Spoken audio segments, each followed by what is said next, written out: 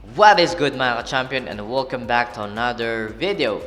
For today's video guys, I will explain to you the importance of wicks and how it plays a big role to our technical analysis, specifically doon sa ating price action trading. Okay? So, I will explain as well how wicks don't lie, lalo na sa pag-analyze natin. Alright? So, there are a lot of common mistakes na ginagawa ng traders. That is why, i-explain ko sa inyo ngayon how you can prevent that, or how you can prevent simply making a big loss on your trades. Right? So again, thank you so much to all my TFE VIP champion students all over the globe, subscribers, followers, and yeah, without further ado, let's get straight to our charts.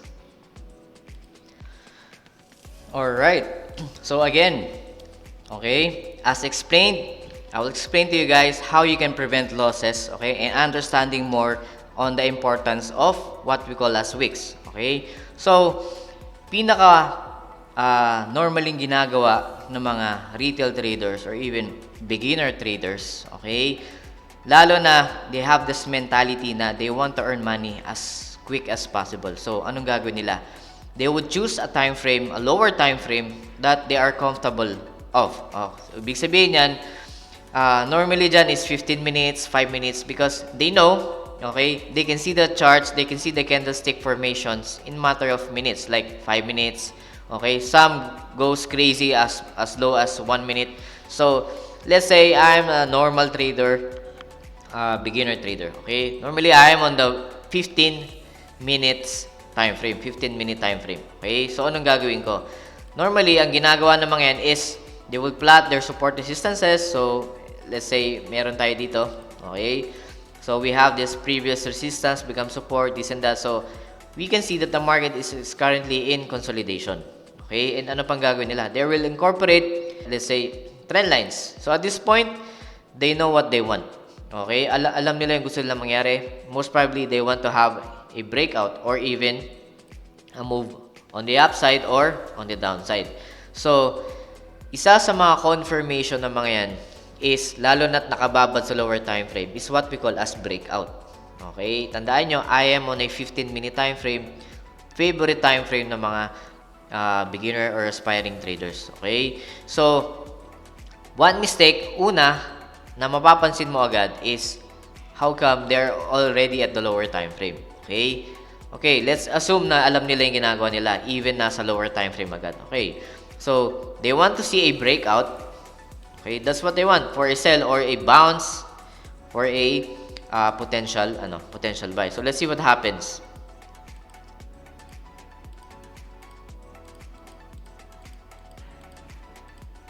Okay. Right. So at this point, tingnan natin yung right. So, again, at this point, it is quite obvious sa mata ng mga traders na to, retail traders, beginner or aspiring traders, or even intermediate. Sa mata nila, okay, we have a valid A valid break. So, which means, okay, this idea gives them that the market is going down. Okay? It's quite obvious. In this time frame, I can clearly see this is a good structure break. Okay? Kung bakit titingnan natin, we have this higher low, okay? And then what? Meron tayo ditong higher high, then suddenly nag-lose ng momentum, nagkaroon ng lower high. Okay? Somewhat consolidated this point. Oops, sorry. Okay? And then what happens? The market broke through dito sa level ng ng ating higher low. So which means we have a valid break at this point. So ang mentality naman yan is, mindset nila is, I'm a seller. Okay? So since medyo may alam na sila, okay, alam nila yung ginagawa nila, they want to have a retest. Okay? Saan sila mag-retest? Technically mag-retest yan sa previous support na becomes resistance. So again, let's say we have this average price at this level. Okay? So they would wait for the market to correct. Okay? And then there comes a time na kailangan nila mag-confirm. So see what happens. Tingnan natin ano yung mga magiging decision making nila. Okay, so bumaba pa yung market. Bumaba pa yung market. So meaning it's really a valid break for the downside, diba? So, ibig sabihin, seller mindset naman yan. Okay? Alright? Okay. See, at this point, nagkaroon ng engulfing. Okay? Which means, momentum of sellers is kicking in. So, ibig sabihin yan, really, they want to confirm. So, ideally, ang gagawin naman yan is, they would have a market execution. Okay? Kasi nag-retest dito sa level na yun, nag-show ng selling pressure, candlestick formation. Or, kung medyo mas sigurista sila, they want wicks. Okay? Rejections. They want rejections. Okay? That's one. Alright. So, at this point, they know merong rejection at this area. Merong candlestick formation ng selling. And we are below nitong level na yun as a break. So, kung makikita nila, then it's a good setup para mag-sell. So, if I'm going to have a sell setup, again, I am acting as a retail trader na beginner or what? Dahil, tandaan nyo, I'm on a lower time frame. Okay? Good setup. Kung makita natin as a seller. Okay? So, if I'm going to sell, let's say, instant execution. Okay? So, since medyo malaki-laki account niya, let's say, for example, nandito yung stop loss range, TP. Okay? Normally, TP 1:3. Oh, let's say, extend natin ganyan. Okay? So, valid naman yung analysis nila, okay, for a beginner, okay? So, kasi yan daw yung napapanood nila, yan yung ginagawa, okay? So, let's see what happens dun sa actual chart, okay? Right. Okay, at this point,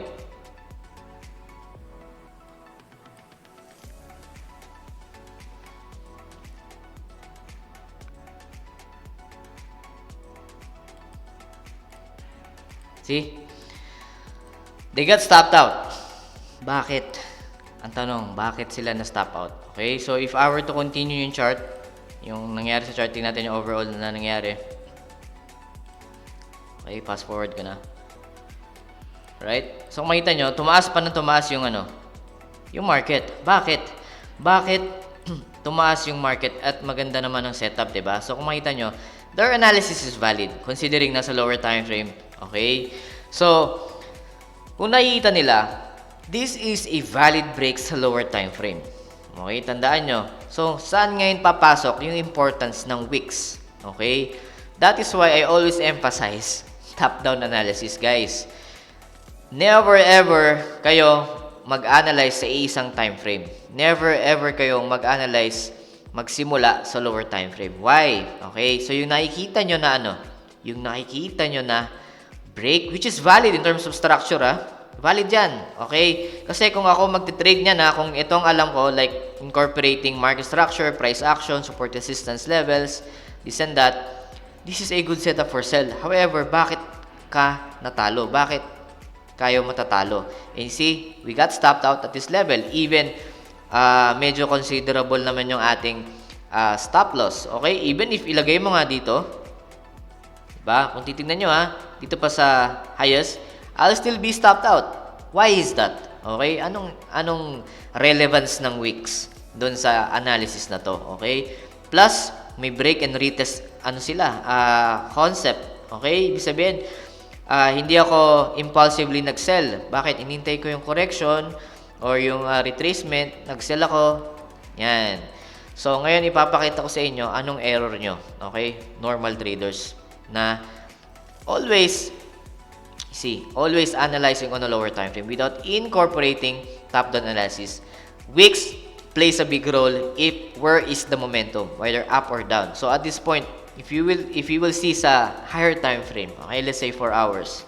Tingnan natin yung structure sa 4-hour time frame. Okay, tandaan nyo to itong break na to It is complete valid break. Valid break naman talaga yan. Okay? Tingnan natin siya sa 4 hours o 4-hour time frame. Okay? Yung biniliwan ko, okay? Makikita nyo, guys, ano yung nangyari. Diba?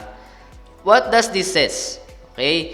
So, yung kaninang ina-analyze natin sa lower time frame, itong setup na to, ito okay, dito sa, again, my right side is the lower time frame, 15 minutes, and the left side is my higher time frame, 4 hours. Ito, 4 hours to 4 hours, okay? So, ano makikita nyo? So, igagalaw ko itong bilog, makikita nyo. So, which means, yung tinitignan natin na valid break candle, okay, is actually just a wick, saan? Sa higher time frame.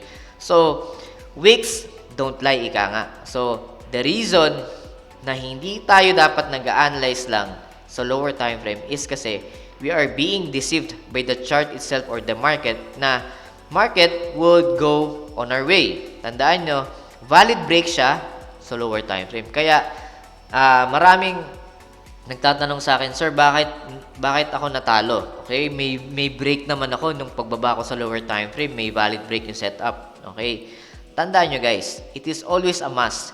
You must look into a structure sa higher time frame. Ano ba nangyayari sa higher time frame? Tandaan nyo, whatever happens sa lower time frame are the final formations saan? Sa higher time frame. So, if ever you consider a good setup, okay, tingnan nyo muna whether yung structure na ginagalawan nyo is ano yung itsura niyan sa higher time frame. Kasi, see, this portion ng market,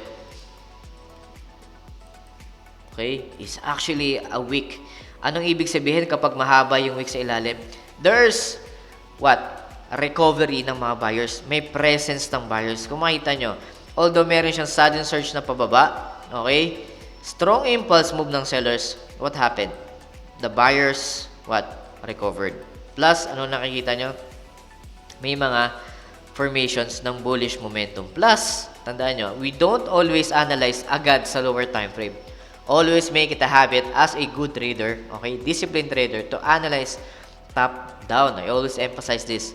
Start from the higher time frame down kasi it would make sense kung yung ginagalawan natin sa lower time frame is ano yun, sa anong itsura nun sa higher time frame. So, for me, I always wait a good confirmation bullish buying pressure candle or selling pressure candle sa higher time frame, okay, before I make a decision to go down sa lower time frame as a setup. So, in a nutshell, ibig sabihin niyan, if I were to buy, I want to see a pin bar, higher time frame candle pin bar dito sa higher time frame. If I want to sell, okay, a reverse pin bar or inverse hammer, ang makikita natin saan? Sa higher time frame. So, that is one biggest mistake na ginagawa ng lahat. Don't ever analyze sa higher time frame. Why?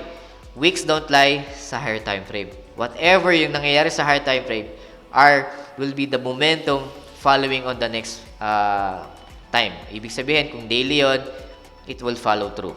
Okay? So, unless market is has a catalyst, for example, other factors, fundamentally, so, ibang story yon. But the point here is, technically speaking, okay, kita natin that the market we are playing sa lower time frame is actually just weak. Okay, lalo na yung breakout. Okay, kaya please consider, know your time frames and always analyze wicks sa higher time frame.